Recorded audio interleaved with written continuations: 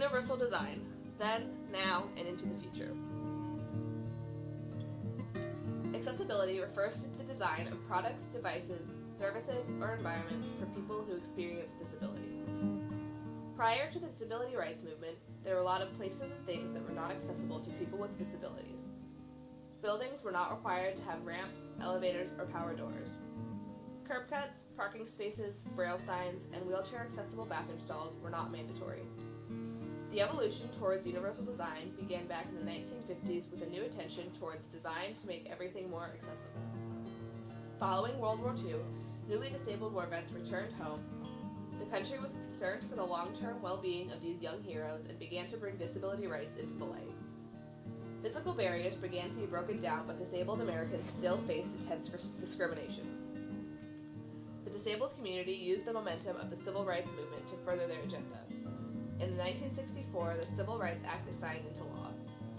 In 1973, the disability rights movement wins a great legal victory. Section 504 and the 1973 Rehabilitation Act are signed into law, banning discrimination on the basis of disability.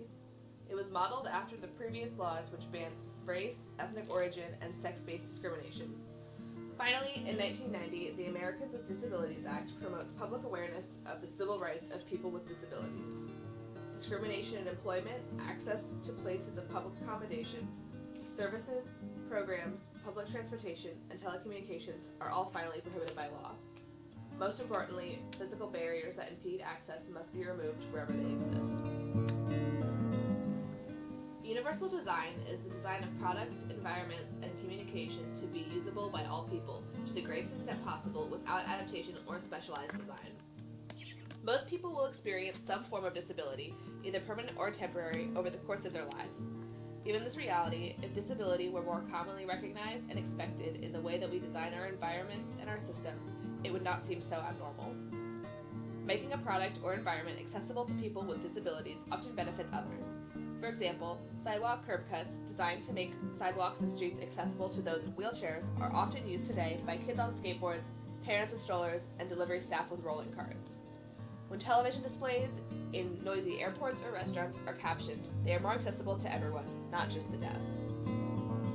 The Center for Universal Design has established 7 principles of universal design to provide guidance in the design of products and environments.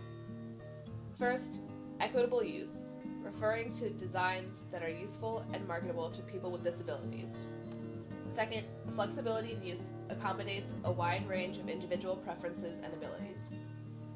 Third, designs should be simple and intuitive, or easy to understand regardless of the user's experience, knowledge, language, skills, or current concentration level. Fourth, perceptible information communicates necessary information effectively to the users regardless of ambient conditions or the user's sensory abilities. Fifth, tolerance for error minimizes hazards and the adverse consequences of accidental or unintended actions. Sixth, low physical effort allows for designs that can be used efficiently, comfortably, and with a minimum of fatigue.